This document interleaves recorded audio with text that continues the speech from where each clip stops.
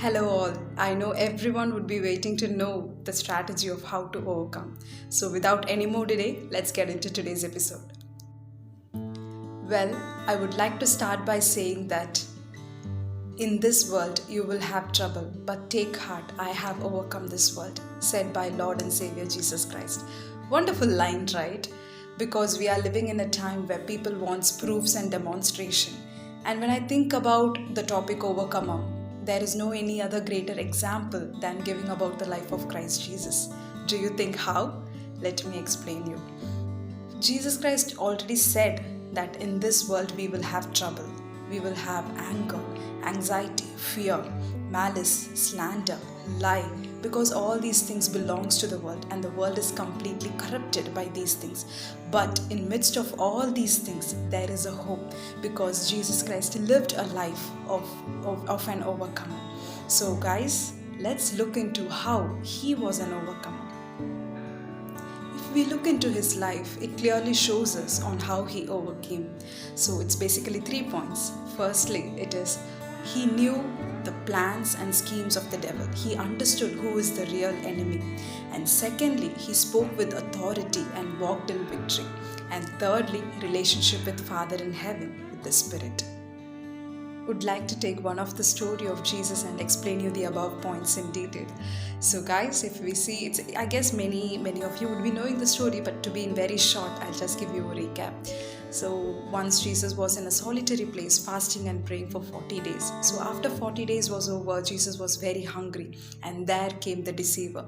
And the deceiver said, "If you are the Son of God, change this stone into a bread." You know what, guys, how did Jesus respond? Jesus directly said, "Man shall not live by bread alone, but by every word that comes out from the mouth of God." If we see here, first of all, Jesus understood the hidden scheme of the devil. Do you think how? Let me explain you. Devil could have asked Jesus to change that stone into something great and big. But you know what devil is trying to do here? First of all, devil is trying to provoke Jesus by saying, "If you are the Son of God." Let's put ourselves in that situation. If you are the Son of God, if somebody challenges us, what do? Hey, you're challenging me. Just see, man, what I'm gonna do. So our every emotion will be provoked, right? That's what the devil is trying to do. But Jesus clearly understood the hidden scheme behind it, because the devil was trying to put in something called as temptation. Because if the devil would have thought, the devil could have asked that stone to be changed into something big, magnificent, and something really great, right? But why as a bread?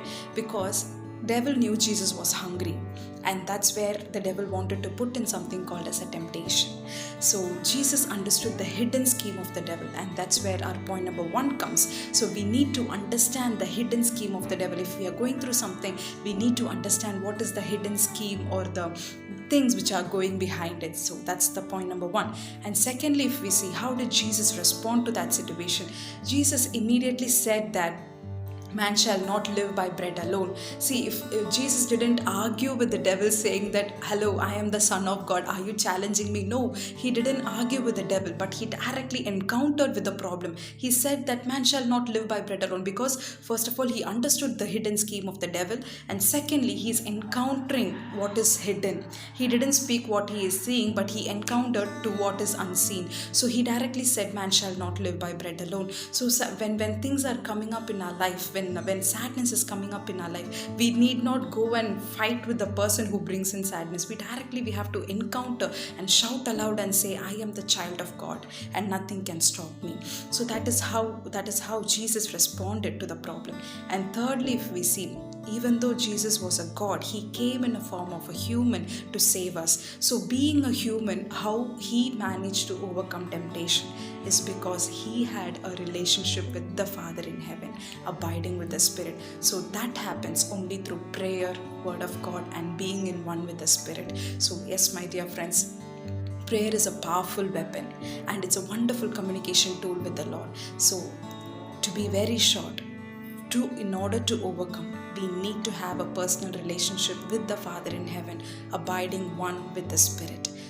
When you are depressed, shout aloud and say that, "I am a child of God." Shout aloud, louder than the voice which is trying to put you down, and and say that I am a child of God. I am never alone. And when you are feeling sad or when you are feeling all alone, left alone, shout aloud and say that my God is with me. He will never leave me nor forsake me. And when you are feeling a pain in your heart and when you are feeling not loved, just shout aloud and say, my God loves me and He will never leave me and He will never forsake me. Yes, my dear friends, speaking aloud, speaking the positive affirmations will give you a divine strength and will help you to walk in victory. And above all these things, for this kind of authority to speak aloud, we need to have a personal relationship with the Lord. Yes, my dear friends, when you have a personal relationship with the Lord, you will have a divine strength. I won't say that when you have a personal relationship with the Lord, there won't be any kind of problems. There will be problems, but you will have a great peace from within, because you know that God is in control of your life, because you know that God is taking complete control of you. Yes, my dear friends, tonight whomsoever is listening to this or listening to this video later on, whenever, at whatever time you are listening to this video, I would just encourage you, if you give your life, if you surrender your life to Christ Jesus this night, when you're listening to this, you shall become an overcomer, and you will be able to lead a life of an overcomer, because the Christ will help you. Whomsoever is willing to surrender your life and lead a life of an overcomer, just close your eyes and pray this small prayer with me. Dear loving Heavenly Father, I thank you, Lord, for all the people who are listening to this video tonight, and I pray and I encourage, Lord, all those who are submitting their lives to you. Bless them and guide them. Help them to be an overcomer in Christ Jesus. Yes, Lord. You will help them to be an overcomer, Father. I surrender everyone, Lord. You lead them and you guide them. In Jesus' name, amen. Yes, my dear friends, you are an overcomer in Christ Jesus. God bless you all. Thank you.